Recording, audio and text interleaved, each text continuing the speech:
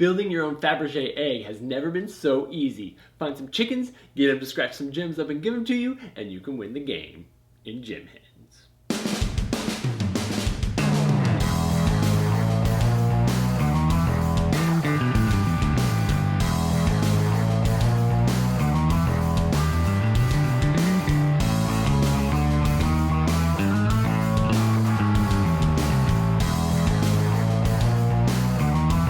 Hey guys, and welcome to Tantrum House Studio 3. I'm Will Meadows. And I'm Sara Meadows, and today we're reviewing the game Gem Hens from Social Sloth Games.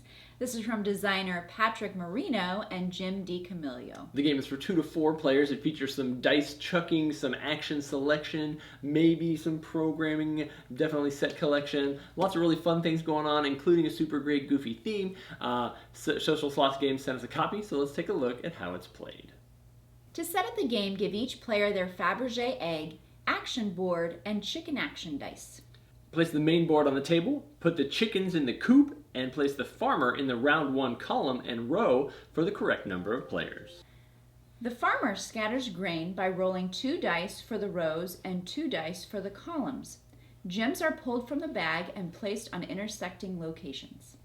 Next, players simultaneously roll their action dice and allocate them to their boards. They may keep re-rolling until the timer runs out. Pecking order or turn order is decided by rolling 6s. These dice are then allocated to their spots on the board. One at a time, chickens take their actions. They may move exactly the number of spaces shown on their die in a straight line. They may also decide to shove another chicken out of the way by spending an additional movement die. Every time a chicken ends their movement on a grain, they get to eat it. Players may choose to hold the grain for negative points or place it as a gem on their Faberge egg. 4s and 5s allow your chicken to scratch the dirt in search of additional grain gems. They may be placed in any column or row and will generate 1 or 2 gems at each intersecting location. They may be used to force other players to take unwanted gems. At the end of each round, the chickens will be sent back to their coop and new gems will come out based on the round marker. After 3 rounds, the players tally up their points based on the completion of their Faberge egg, and the player with the most points wins. Don't let the packaging of Gem Hens fool you. This game has definitely got some meat to it. It's a very approachable game, and we've enjoyed playing it with our family, but there's some really cool decisions that are going to be made in this game.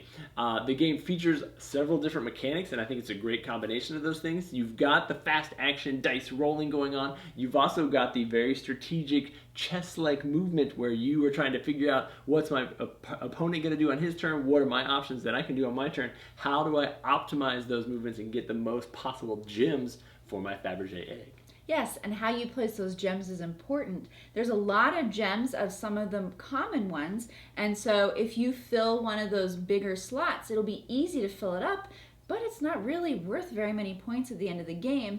And if you end up forced to take gems that you don't want, it's actually pretty awful in the negative points that you can receive for those. So balancing how many gems you pick up, how many gems you force others to take, and then where you place those in strategic spots on your egg to try and have a finished egg by the end of the game. Fortunately, you do have some of those pink gems, which are really nice. Those are considered like imperfect stones or whatever, I don't remember what they're called, but they're basically wild. You can use them to complete any of the patterns that you're working on, and they are worth positive points at the end of the game, so collecting as many of those as you can get is great. When we played the game, we noticed that the player count really does change things up a lot as well. When we played it as a 2-player game, like usually our egg was full by the end of the 3rd round, but when you add more players into the game, there's more gems ending up on the board. You can really fill up your egg super quick, and then you're just trying to avoid getting gems for that last round, which can also be a challenge. Yeah, and I think that depends on player preferences. We had one player in one of the 3-player games who spent a lot of their dice. They got tons of 4s and 5s that they kept, and kept just throwing more gems out into the board, and so then it became, there's all of these choices, but I don't want all of these choices. So it definitely shook things up completely from the other games that we had tried. Yeah, it's a pretty quick one to jump into. I love the art. The iconography is really cool. It's handy. It's not a huge, it's got a nice table presence, but it doesn't take up a lot of space. It's a fun game that plays in, I don't know, like 30, 30 probably minutes. And just you've got some cool components going on. The gems are nice. Pulling them out of the bag gives you a nice random experience. The dice are going to be random as well, but you do feel like you have a lot of control on your turn, which is very nice.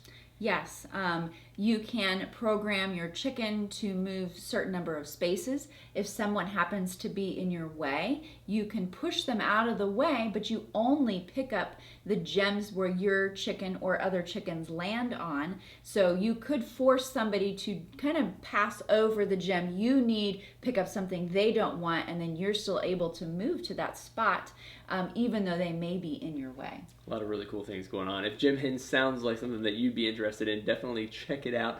I'm sure you can find it online. Thanks so much for subscribing to our channel. Let us know what your thoughts are on the game. Have you played it? Is this the type of thing that interests you? Definitely had some fun with it. Really, really enjoyed it. Would recommend it. Check it out. See you guys next time. Thanks for subscribing and following and liking and commenting. Bye.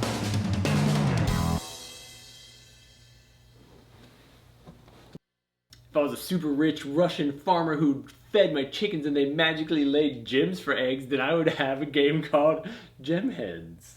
Sin. We're going with it. I have no idea. That's what it is. It's Gem Henson. He inspired this game. Everybody knows it.